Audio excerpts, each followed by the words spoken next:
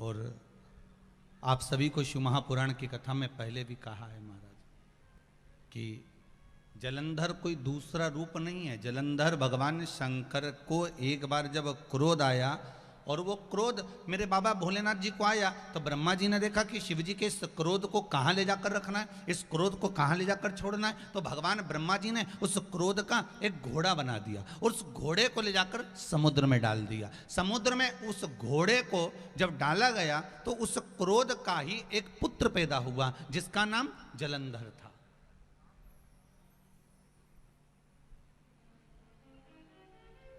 कोई दूसरा नाम नहीं उसका, उसका नाम ही जलंधर है। क्रोध को ले जाकर समुद्र में ब्रह्मा जी विचार कर रहे हैं कि इस क्रोध को कहां ले जाकर छोड़ना है, इस क्रोध को कहां ले जाकर छोड़ा जाए, इस क्रोध को कहां ले जाकर दिया जाए। अब आज के जमाने में तो लोग सोचते ही नहीं है कि इस क्रोध को ले जाकर कहां छोड़े। पहले के समय में भी लोग ध्यान रखते थे महाराज, त्रेता युग में भी बड़ा ध्यान रखा गया कि अगर किसी को क्रोध आता है तो उसके लिए कमरा अलग बना दिया जाता है कि इस कमरे में बैठो और आप जितना गुस्सा करना है करो। कई लोग प्रश्न भी करते हैं, गुरुदेव पहले के समय में दशरथ जी के समय पर एक कक्ष होता था जिसका नाम था कोप भवन। आज के जमाने में घर में रूम जो बनते हैं, ड्राइंग रूम बना, बेडरूम बना, भोजनशाला बनी, सब कुछ बना।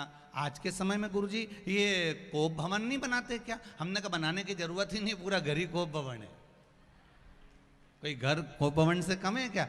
जिसको देखो वही मुंडा फुला के बैठा रहे, कहीं इधर अम्मा भगोने जैसा मुंह लेके बैठे, कहीं बहू उधर भगोने जैसा मुंह लेके बैठे, कहीं ननंद उधर बैठी, कहीं छोरा उधर बैठा। और जो घर में आई नहीं ऐसा ऐसा आए कि बस पूछो ही मत, तन्न तन्न करके आए और फन्न फन्न करके वो जाए।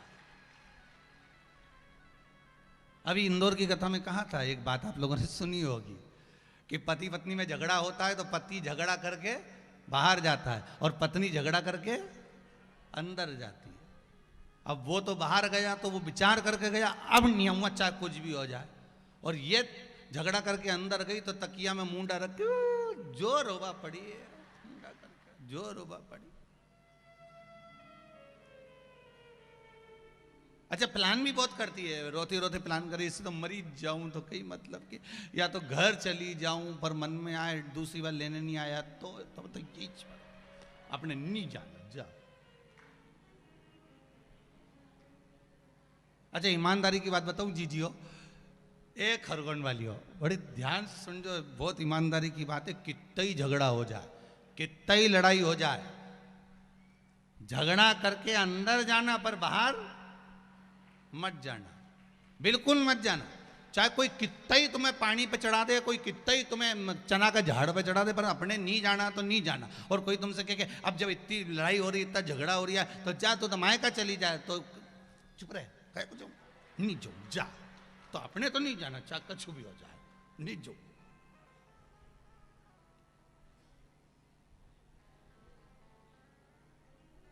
अब भगवान शिव के क्रोध को ले जाकर वो क्रोध को कहां रखा जाए ये विचार करा जा रहा है। व्यक्ति को जब क्रोध आता है तो विचार करना पड़ता है कि इसको रखा कहां जाए, किस जगह पर इसको रखा जाए। तो ब्रह्मा जी ने उस क्रोध को समुद्र में दिया जिससे जलंधर उत्पन्न हुआ।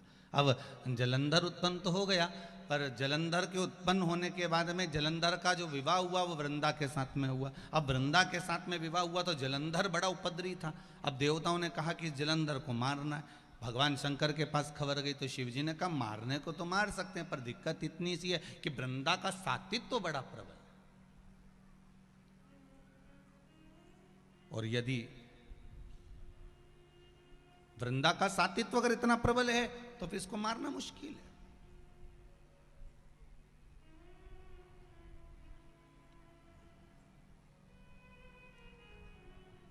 वृंदा उस समय में, वृंदा उस सतयुग के समय में सबसे बड़ी वैष्णव थी, जिसने अपने प्राणों को त्याग कर तुलसी का क्यारा बन गई थी। क्या बनी थी वो? तुलसी का क्यारा। और आज भी चाहे किसी भी संप्रदाय के वैष्णव हो, चाहे वल्लभ संप्रदाय से हो, चाहे रामानुज संप्रदाय से हो, चाहे निम्बार्की संप्रदाय से हो, चाहे राधा वल्लभ संप्रदाय से हो, आप जिस संप्रदाय से आपने मंत्र लिया हुआ है और आप अगर वैष्णव हो तो वैष्णव का परम रतन है, परम रतन वैष्णव का है तुलसी का पत्र, तुलसी दल।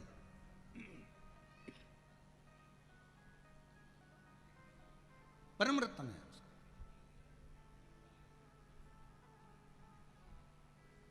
उस सतयुग के समय पर वृंदा परम भगवदीय वैष्णव थी। जिसने भगवान के साथ में जो लगन लगाई, जिसने भगवान के साथ में जो भगवत स्मरण करा, उसके बराबर दुनिया में कोई स्मरण नहीं कर पाया। भगवान श्री नारायण को, हरि को तो छोड़ती ही नहीं थी।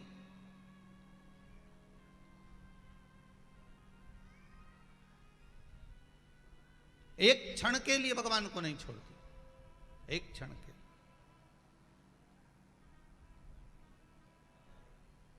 भगवान की भक्ति में डूबी रहती, दिन दिन रात भगवान की भक्ति में लगी रहती। और वो भक्ति भी कोई साधारण नहीं थी वृंदा की। महाराज कहते हैं शिव महापुराण के अंतर्गत जलंधर और वृंदा का जो चरित्र कहा गया, उस चरित्र में वर्णन करा गया कि वृंदा कई कई वर्ष तक, कई कई साल तक तो अन्न ग्रहण नहीं करती थी। केवल भगवान नारायण का स्नान का जल अपनी अंजलि में लेती थी और अंजलि में जितना भाग आता था उसी भाग को ग्रहण कर अपना जीवन जी लेती थी। इतना वैष्णव धर्म मां उस वृंदा ने निभाया। अब जरा विचार करिएगा, बहुत बहुत अच्छी जगह पर कथा पहुंच रही है, उसका स्मरण करिएगा। वैष्णव शिव महापुराण की कथा चल रही है, वो कहां पहुंच रही है इस पर आपको ध्यान देना है। महाराज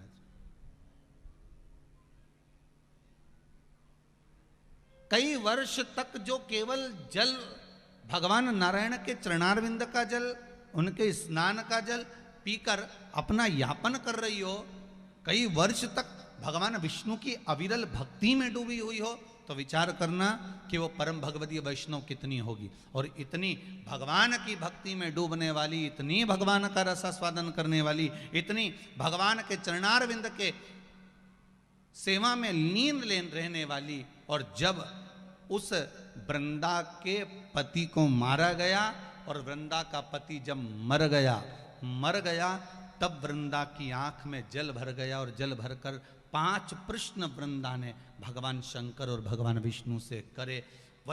यही प्रश्न से अपनी शिव महापुराण की कथा वैष्णव शिव पुराण प्रारंभ हो रही है। तो 5 प्रश्न वृंदा ने करे। शायद भारत की भूमि की ये माताएं भी इस प्रश्न को सुनना चाहेंगे और इसका उत्तर सुनना चाहेंगे। शायद, मुझे विश्वास है कि जितनी जगह पर आस्था चैनल पर कथा चल रही होगी और जितने लोग इसको फेसबुक यूट्यूब पर श्रवण कर रहे होंगे, वो भी इस 5 प्रश्न, वृंदा के इस 5 प्रश्न को सुनना चाहेंगे। पहला प्रश्न था वृंदा का भगवान शंकर और भगवान नारायण से कि नारी जब भगवान का इतना पूजन करती है, स्त्री जब भगवान की इतनी आराधना करती है, भगवान की भक्ति में इतनी डूबी रहती है, फिर उस नारी का पति उसको छोड़कर क्यों चले जाता है? वो बेधब्य क्यों हो जाती है?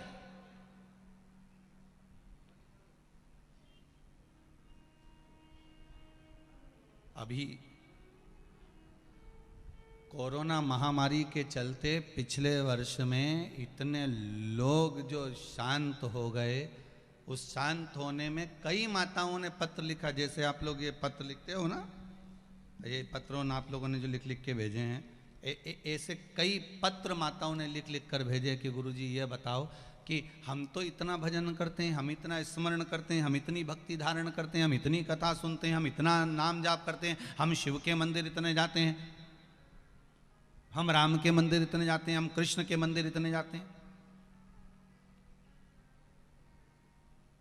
हम इतना भगवान का भजन करते हैं, फिर कारण क्या हुआ कि हमारे पति हमको छोड़कर चले गए? मैंने एकादशी का व्रत करा, मैंने प्रदोष का व्रत करा, मैंने शिवरात्रि का व्रत करा, मैंने तीज का व्रत करा, छोटी तीज, बड़ी तीज, ये तीज, वो चतुर्थी, पंचमी, छठ, अष्टमी, सारे व्रत हमने करे, फिर कारण क्या? फिर क्या कारण? और केवल खरगोन के लोग इस प्रश्न को नहीं सुनना चाह रहे हैं, पूरा विश्व इस प्रश्न को सुनना चाह रहा है कि जो वृंदा ने जो प्रश्न करा है वैष्णव धर्म के अंतर्गत करा है कि जब परम भगवदीय वैष्णव, जब भगवान का भजन करने वाला, भगवान की उपासना करने वाला वैष्णव कहते ही किसको है? जो भगवान की भक्ति में डूबा।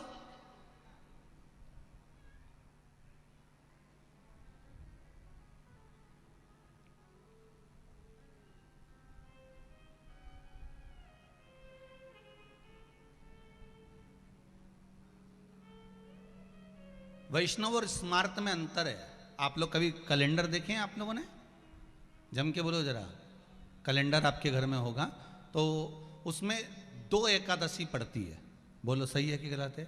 एक में लिखा रहता है वैष्णव की एकादशी और दूसरी में लिखा रहता है स्मार्त। जम के बोलो जरा, स्मार्त एकादशी। अब लोगों उनको चक्कर में पड़ जाते हैं कि हम ये करें कि ये करें, पर शिव महापुराण की कथा कहती है कि तुम्हारी मर्जी पड़े जो करो, तुम तो बड़े पर करो जरूर। हम तो यहां तक कहते हैं वल्लभ कुल की एकादशी करो, भले बकरी जैसे चरो पर करो, पर अपने को छोड़ना नहीं है। एकादशी भले तुम वैष्णव धर्म की कर लो चाहे स्मार्ती की कर लो, पर करो।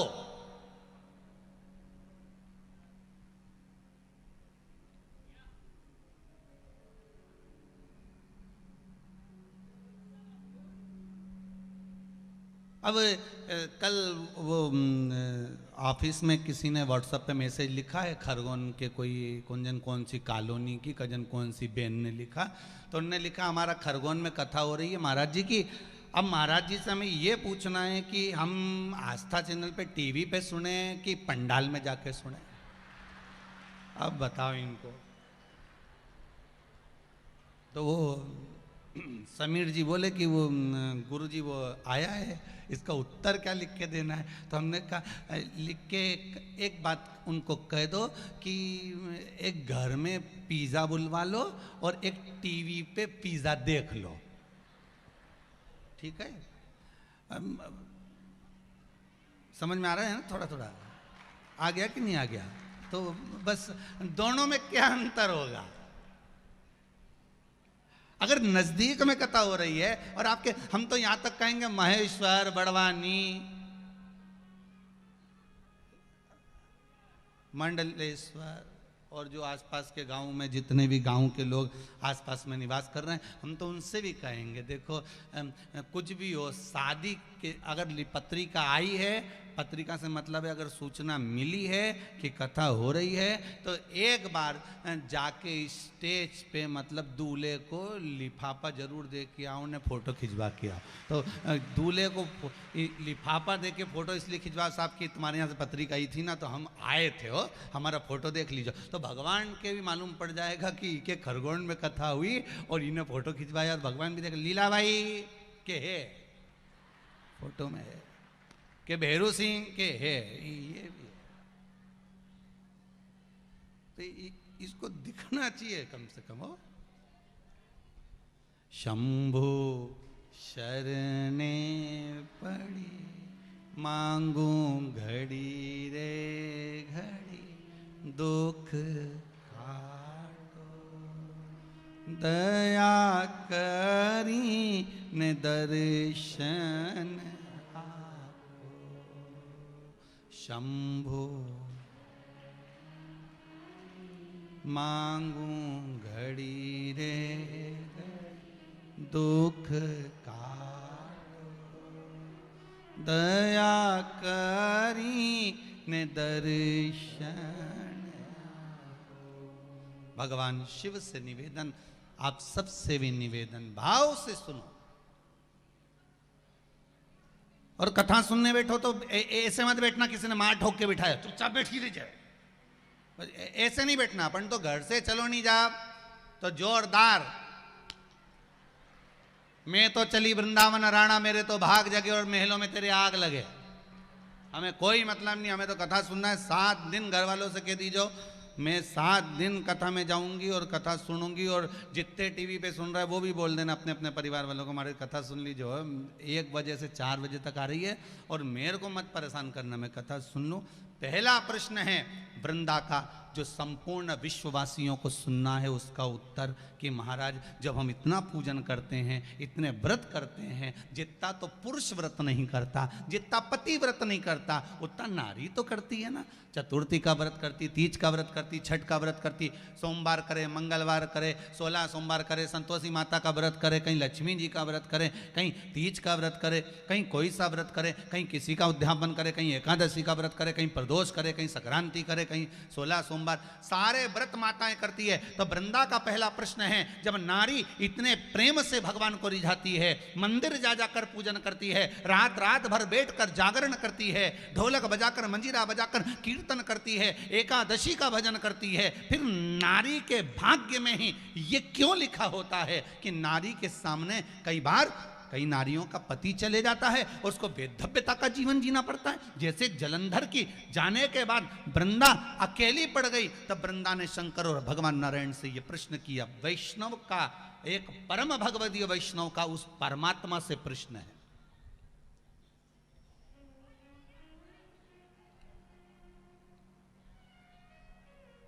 एक परम भगवदीय वैष्णव का उस परमात्मा से प्रश्न है, एक परम भगवदीय वैष्णव का श्री हरि और हर से प्रश्न है।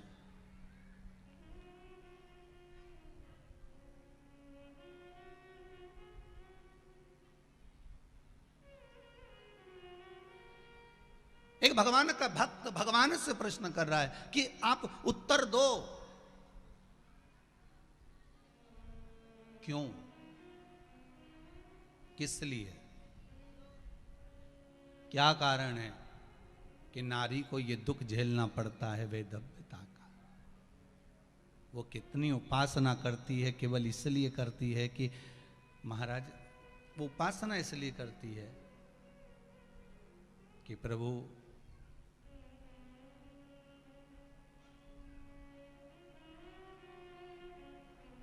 मेरे शीश पर लाल चूनर हो, मांग में सिंदूर भरा हो, माथे पर बिंदिया हो, नाक में नथनी हो, हाथ में चुड़ला भरा हो, पांव पैजनिया हो, महाबूर मेहंदी लगा हो, तब मैं जाऊं।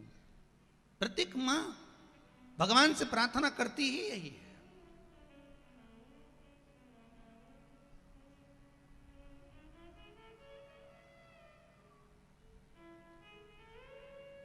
प्रत्येक मां करती।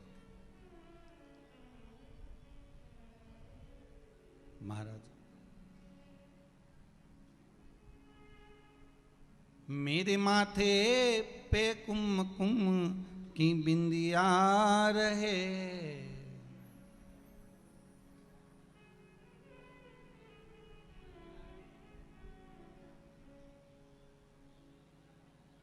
हे मां, हे जगत जननी, हे मेरे भोलेनाथ, हे श्री नारायण, हे लक्ष्मी मैया, मेरे माथे पे कुमकुम की बिंदिया रहे और मैया कोई कामना ही नहीं। मेरे माथे पे कुमकुम की बिंदिया रहे और मैया कोई कामना ही नहीं। मेरे हाथों में भर भर के चूड़ियाँ रहे, मेरे हाथों में भर भर के चूड़ियाँ रहें और मैया कोई कामना ही नहीं। माँ, इसके सिवाय कोई कामना नहीं हमारी, कोई कामना। फिर क्यों ऐसा हुआ? तब भगवान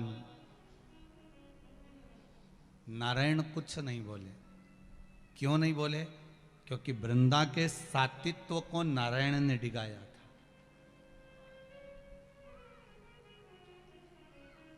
वृंदा के सात्वित्व को नारायण ने डिगाया था, इसलिए नारायण कुछ नहीं बोले। बोले कौन? तो कहा एक वैष्णव को वैष्णव ही समझा सकता है, एक वैष्णव को वैष्णव ही समझाता।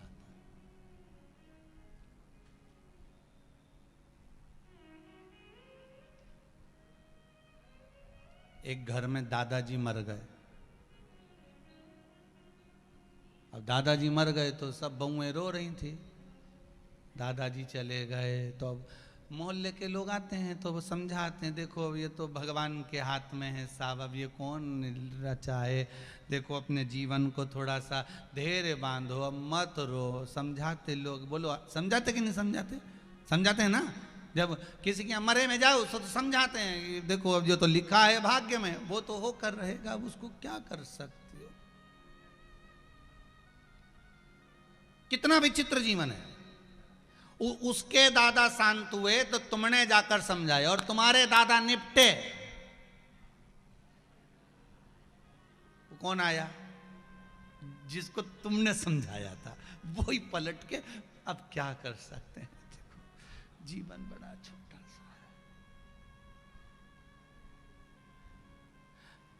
ये पक्का है कि जिसने बैटिंग करी है वो बॉलिंग भी करेगा, और जिसने बॉलिंग करी है वो बैटिंग भी करेगा, ये पक्का। मतलब दुख सुख मनुष्य के जीवन में कभी भी किसी जगह, हर पल हर घड़ी हर क्षण कहीं पर भी आ सकता है, कोई जरूरी नहीं है। जब भगवान राम वापिस वनवास से लौट कर आए और मेरे राघव जी जब वन लौट कर आए, तब माता कौशल्या जी ने कहा, हे भरत शत्रुघ्न उर्मिला मांडवी श्रुतकीर्ति, जाओ जरा ऐसा प्रयास करो, जाओ जाकर भगवान राम लौट कर वन से आए, जिसको जो मांगना है मांग लो। आज मेरा राम राजा बनकर बैठा है, जिसको जो मांगना है मांगो मांगो, मांग लीजिए। अब भरत जी ने मांगा, भैया मुझे कुछ नहीं चाहिए, मेरे को तो आपके चरणों का राज चाहिए। भरत जी ने चरणारविंद मांग लिए। फिर शत्रुघ्न से कहा, तुम मांग लो भैया राम से। शत्रुघ्न जी ने कहा, भैया मेरे को तो कुछ नहीं चाहिए, मुझे भरत भैया के चरण चाहिए। ठीक है। अब लक्ष्मण जी से कहा, तुम मांग लो। लक्ष्मण जी बोले, मुझे कुछ नहीं चाहिए, मुझे तो आपकी सेवा चाहिए। ठीक है। मांडवी को बुलाया, उर्मिला को बुलाया, सबने मांगा। बाद में आई श्रुतकीर्ति। माता श्रुतकीर्ति आई और श्रुतकीर्ति से कहा माता कौशल्या ने, आज भैया राम तुम्हारे राजा बने हैं, मांग लो क्या चाहिए। सबने मांग लिया, तुम ही रह गई हो, बोलो क्या चाहिए। श्रुतकीर्ति ने हाथ जोड़कर पहले राम जी से कहा, प्रभु राम से हाथ जोड़कर कहती है श्रुतकीर्ति, जो मांगूंगी दे दोगे? जो मांगूंगी वो दे दोगे आप? इतने में कौशल्या जी खड़े होकर बोली, पहले तो श्रुतकीर्ति आप जरा वाणी के लिहाज से बात करो, सामने जो सिंहासन पर बैठा है वो राजा राम है। जो सिंहासन पर बैठा है वो राजा राम है। जो सिंहासन पर बैठा है तुम्हारी बहन का पति है। जो सिंहासन पर बैठा है वो तुम्हारा जेठ है।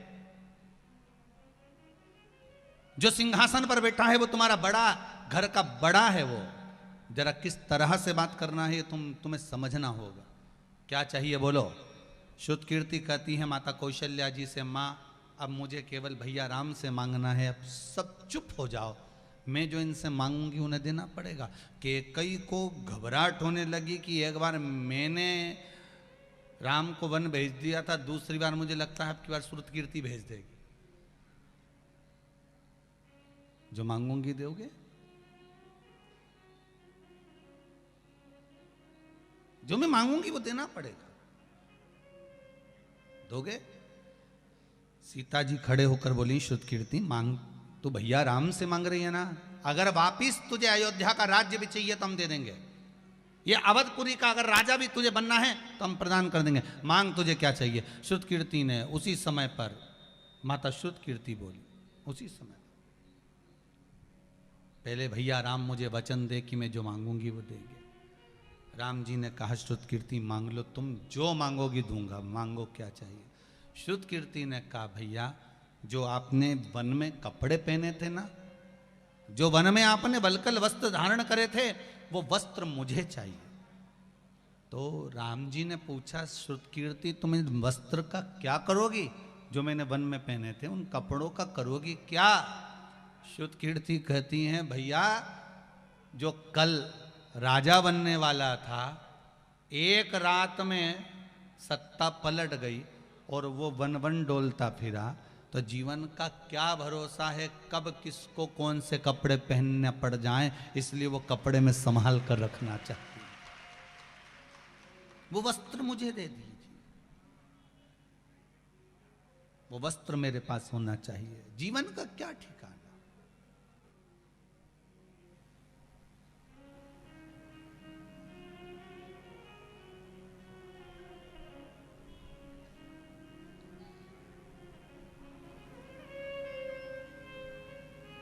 जीवन का भरोसा क्या है, ठिकाना क्या है, कब कौन से वस्त्र धारण करना पड़ जाए, कब कौन से वस्त्र पहनना पड़ जाए, कब कौन से वस्त्र हमारे जीवन में हम धारण कर रहे हैं, ये कोई भरोसा जीवन का नहीं है।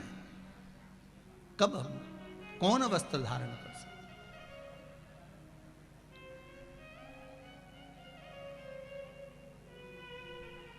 कोई भरोसा।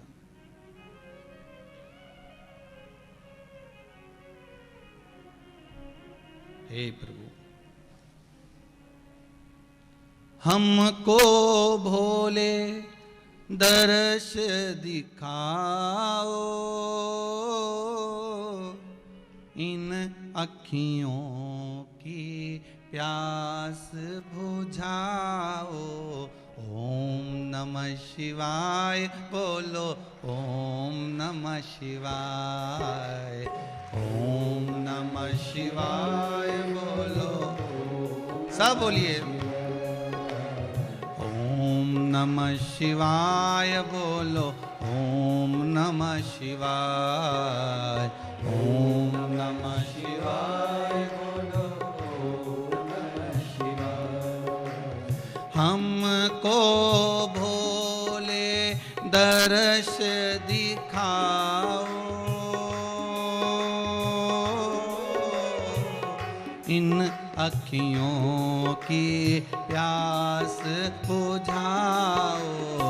ओम नमः शिवाय बोलो, ओम नमः शिवाय, ओम नमः शिवाय बोलो, ओम नमः शिवाय।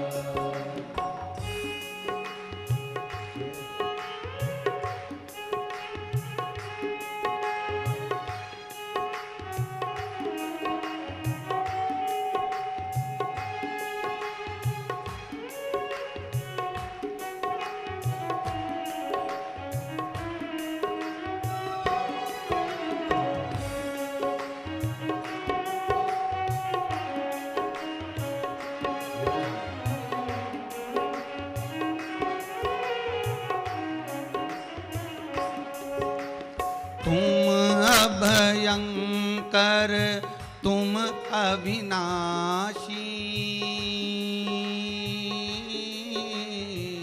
तुम ही हो कैलाश के वासी।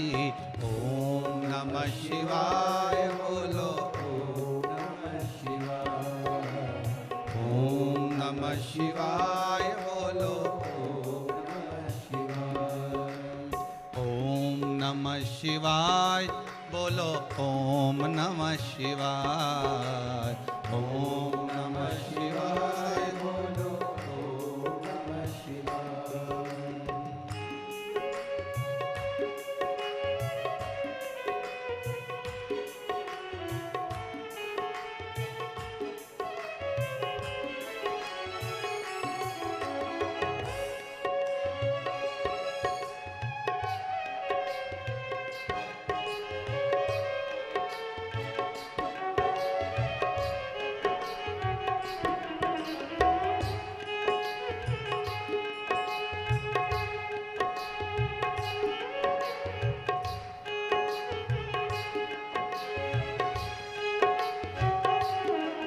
शंभो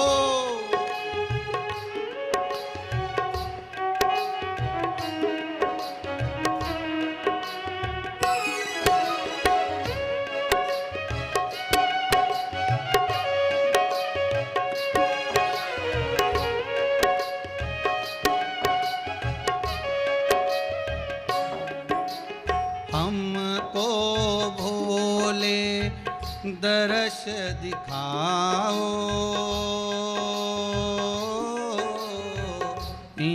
अखियों की प्यास बुझाओ। ओम नमः शिवाय बोलो, ओ ओम नमः शिवाय, ओम नमः शिवाय बोलो, ओम नमः शिवाय, ओम नमः शिवाय।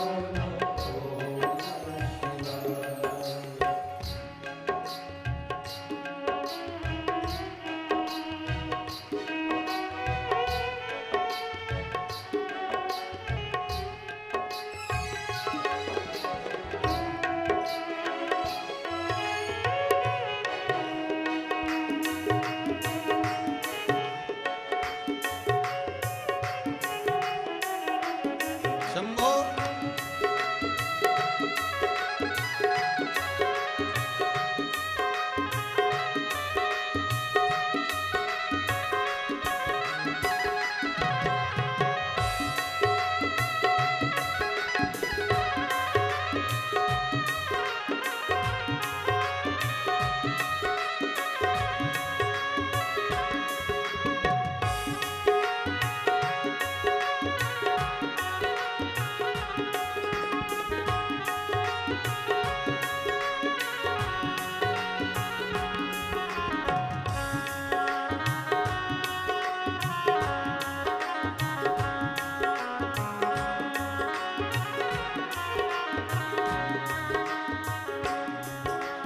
तुम अभयंकर तुम अविनाशी, तुम ही हो कैलाश के वासी।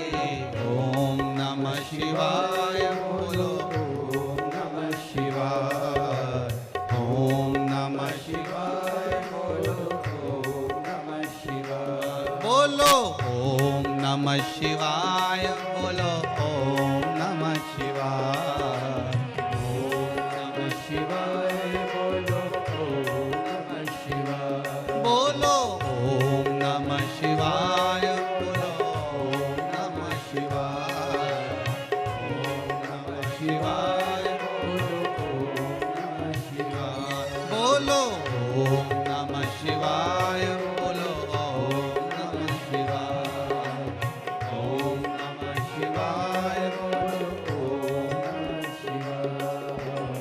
भगवान शिव की कथा कहती है, मेरे ओघड़दानी त्रिकालदर्शी कैलाशी अविनाशी शिव का चरित्र कह रहा है। माता श्रुत कीर्ति ने वस्त्र मांगे कि कौन वस्त्र कब पहनना पड़ते हैं, ये कोई भरोसा नहीं जीवन का। श्वास रुक जाएगी चलते चलते, क्षमा बुझ जाएगी जलते जलते, दम निकल जाएगा रोशनी का, क्या भरोसा है। कोई भरोसा है क्या? कोई भरोसा। अभी पिछले कोरोना महामारी में कितने अच्छे अच्छे लोग जिनकी उम्र भी नहीं थी साहब, जाने की कोई उम्र थी क्या इनकी? कोई उम्र नजर आ रही थी, फिर भी अच्छा थी। कोई उम्र नहीं, कोई भरोसा। और भगवान से प्रार्थना करना,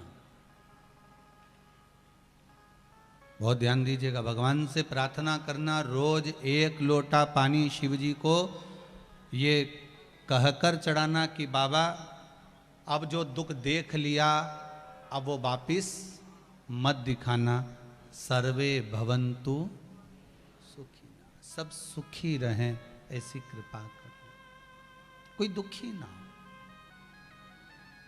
महाराज, मेरा प्रश्न का उत्तर भगवान देव अधिदेव महादेव दे रहे हैं। बोलो वृंदा, क्या बात है?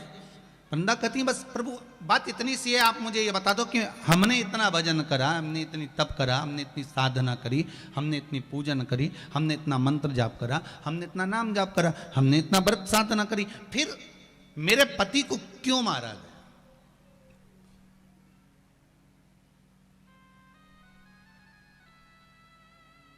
फिर क्यों मारा? नारायण ने नहीं समझाया, एक वैष्णव को समझा रहा है। कोई दूसरा समझाने वाला नहीं होता, समझाने वाला कोई अच्छा ही। और शंकर तो गुरु हैं, समझाने में भी प्रबल होते हैं। होता है, एक चेला और एक गुरुजी जा रहे थे और जाते जाते जाते जाते बीच रास्ते में उनको नदी दिखी तो चेले ने कहा, गुरुजी नदी में तो खूब पानी है, जोरदार पानी बह रहा गुरुजी। गुरुजी बोले, हाँ बहुत बड़ी नदी है और अच्छा पानी बह रहा है। इतने में चेला बोला, गुरुजी एक कम्मल बह रिया है, कम्मल बह के जा रहा है, मेरा मन कर रहा है कि इस कम्मल को लेके आ जा, फ्री का ही तो है। गुरुजी बोले, ज्यादा फ्री का सामान नहीं ढूंढना अपने को, ये फ्री के चक्कर में कई बार अपन ही फ्री हो जाते हैं, तो फालतू के चक्कर में पड़ मती, तेरे को समझा रहा हूं। नहीं गुरुजी, कम्मल अच्छा दिख रहा है, पानी में बह रहा है, इसका तो कोई मालिक भी नजर नहीं आ रहा, मैं तो जाऊंगा और लाऊंगा। गुरुजी समझाए, गुरु ने कह दिया नहीं जाना तो नहीं जाना, चेला नहीं माना, नहीं गुरुजी मैं तो जाऊंगा। और गुरु वो तो कूद गया पानी में, और कम्मल लेने जैसे ही पहुंचा, अब वो कम्मल तो नहीं था, ने भालू था।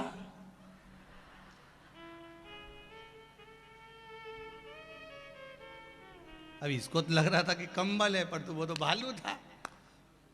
अब भालू और इन दोनों में झड़पा हुई, और ये भालू को पटके और भालू इसको पटके। अब गुरुजी को लगा, बताओ, ऐसा लगता है कि कम्मल पानी में ज्यादा गीला हो गया है, इसलिए इससे उठ नहीं दिया। तो गुरुजी उधर से चिल्लाए, कम्मल छोड़ दे,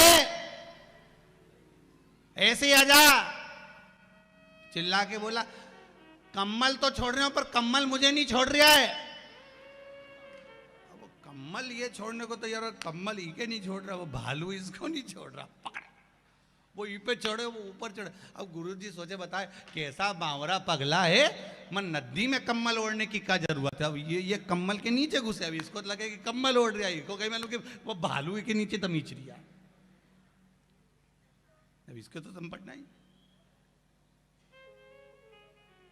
गुरुजी बोले, कम्मल छोड़, के कम्मल तो छोड़ रहा हूं मैं, तो कम्मल मुझे पकड़ रहा है। उसी तरह संसार को तुम छोड़ने का प्रयास करते हो और संसार उतना तुम्हें पकड़ने का प्रयास कर रहा है। वो पकड़ता है तुमको, तुम छोड़ने का प्रयास कर रहे हो। कितनी कितनी ये जितनी माताएं बैठी हैं, इनसे पूछो तो सरी, जो 60 से ऊपर वाली है नहीं, इनसे पूछो 60-70 वाली से, कितना इनने संसार को छोड़ने का प्रयास करा है। ये भाई लोग बैठे, इनसे पूछो 60 से ऊपर वालों का, बस छोरा की शादी हो जाए एकदम फ्री, उसके बाद तो जब मंगरूल रोड पे कथा होगी चली जाऊंगी, उसके बाद तो फ्री बस मारे करना ही क्या है, एक छोरा की शादी हो जाए, घर में एक बहू आ जाए, फिर मेरे को कुछ नहीं, काम ही खत्म। मारा तो मैं तो बढ़िया जोरदार बस कथा भागवत मंदिर, गोवर्धन नाथ जी का दर्शन करूं, ठाकुर जी की हवेली जाऊं और भोलानाथ जी का एक लोटा पानी चढ़ाऊं और नवग्रह देवता के 9 ही देवता उनके रोज धोख लगा के आऊं कि हमारा छोरा की शादी हो गई। अब जिसके यहाँ शादी हुई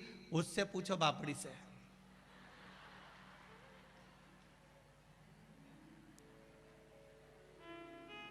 पहले तो अपने मन से खा भी लेती थी, पर जब से घर में जगदम्बा बरसी है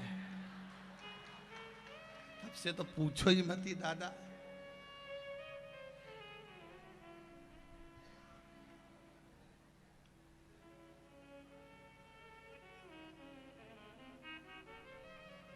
अब तो कोई जम के चिल्ला देना, बच्चे ही चिल्ला दें, बाऊ, इतने में सास को डर लग जाए, अभी तो मायके गई थी, कहां से आ गई? तो छोरा बोले, बहू नहीं बाऊ, मकोड़ा कीड़ा, तो बाऊ कहने से बहुत सुना। तो फिर सोचा भगवान बस कृपा हो गई, घर में बहू आ गई, इसका छोरा छोरी हो जाए एकदम फ्री। अब तुम सब अच्छे से जानती हो कितनी फ्री हुई हो, सबसे ज़्यादा फ्री छोरा छोरी के बाद तो बहू हो जाती है, आराम से मोबाइल देखे, टीवी देखे, हेडफोन लगाए ने सोई जाए, और छोरा छोरी तुम्हारा प्राण खाए। दादी दादी वही ये डोकरा उन जी का सबका दादाजी दादाजी दादाजी, और फिर एक आध बार दादाजी दोच दे ना पक्के। जा अपना बाप का पास जा, जा अपनी मम्मी के पास जा, कहीं हमारे पास पड़े जा, निकल उधर से। फिर वो रोता रोता उसकी मम्मी के पास जाए, फिर मम्मी उसको धो दे। तो गया क्यों था दादाजी के पास? अब मत जाना कभी भी। और भगोना हो गया मुंडा, भगोना। 15 दिन से दादाजी छोरा छोरी संभाल रहे, दादी छोरा छोरी संभाल रहे। एक बार अगर डांट दिया, भगा दिया, और इसकी दिन की जो नींद का समय है वो डिस्टर्ब हो गया नहीं, फिर तो साफ, फिर तो अब मत जाना, अब मत करना, ऐसा मत जाना हो, समझा दे, बड़ा दे।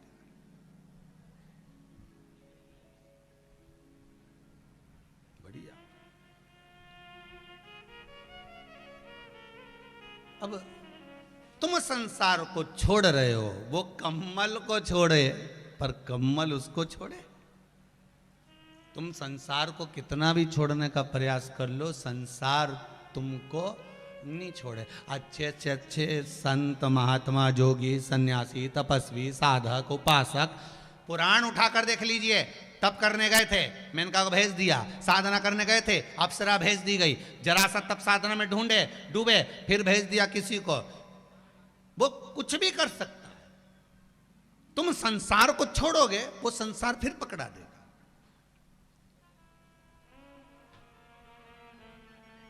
वो नहीं छोड़ने देगा।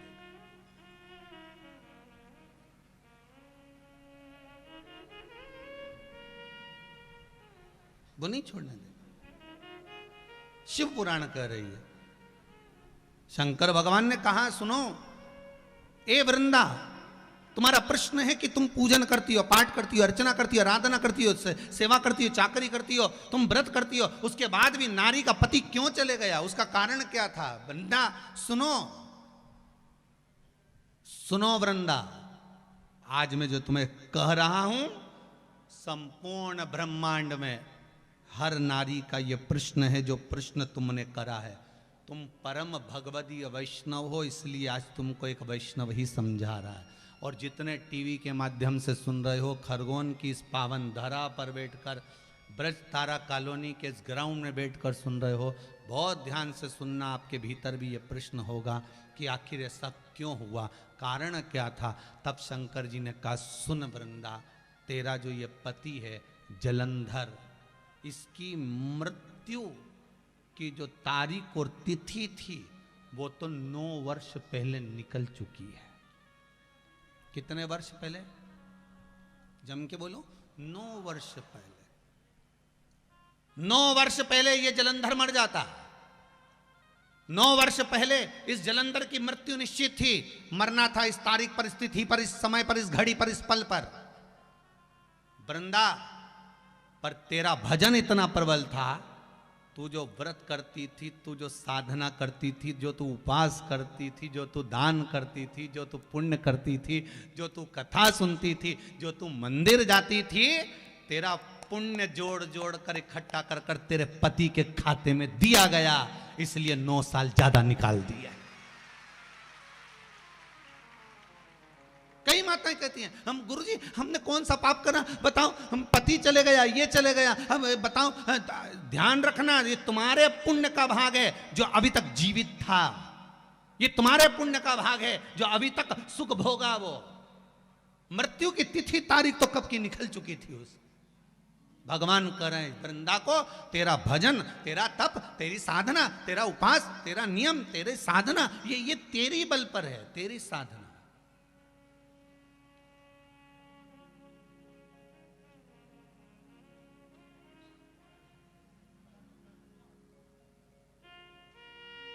ये तेरी साधना है जो तेरे बल पर जीवित है। मेरा माताओं से निवेदन है, कई माताओं का प्रश्न था, गुरुजी ये कोरोना महामारी में हमारा पति चले गया, कोई कहती है मेरा ससुर चले गया, कोई कहता है मेरा ये चले गया। आप तब साधना का अंदाजा लगाइएगा। ये कभी भी जा, इसके तो ग्रह थे, जाना था, पर भगवान देवाधिदेव महादेव ने बचा कर रखा था। भगवान ने तुम्हारे पुण्य के भाग से थोड़ा बहुत उम्र और दे दी थी कि ले भजन कर, स्मरण कर, दान कर, पुण्य कर, संकीर्तन कर, नाम जाप कर। ये फिर नहीं मिलने वाला।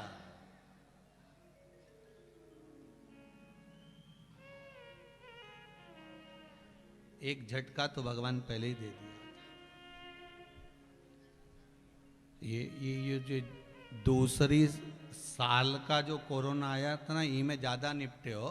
पहले बार में तो भगवान ने कहा था इनका पुण्य, दान, संकीर्तन, भजन सब आड़े आ गया रे, छोड़ दो छोड़ दो छोड़ दो।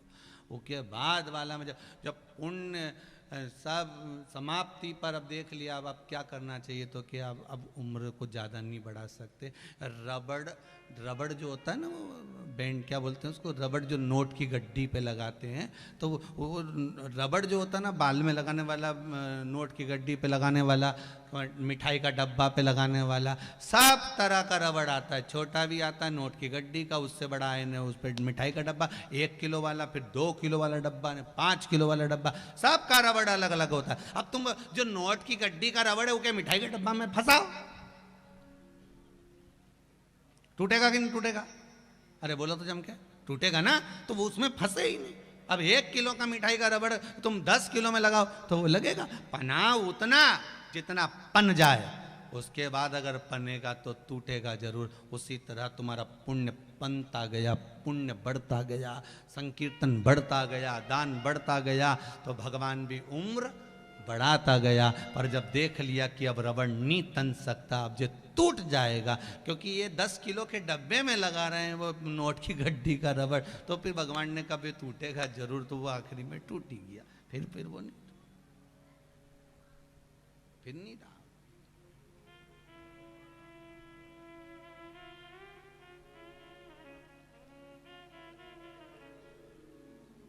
महाराज अब वो रबड़ जब टूटा,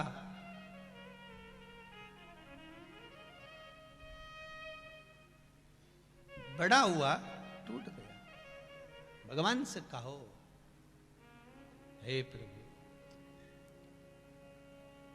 जैसे भगवान शिव कह रहे हैं, वृंदा तेरा पहला प्रश्न है कि इतना भजन पूजन करने वाली नारी, इतना तप करने वाली, व्रत करने वाली, तीज, चतुर्थी, छठ, नवरात्रे का व्रत करे, पाँव में चप्पल नहीं पहने, इतना व्रत करने वाली को भी ऐसा दिन क्यों देखना पड़े? तो ये समझ ले, उसको जीवित तेरे भाग्य से रखा था, मरना तो पहले ही था, रखा।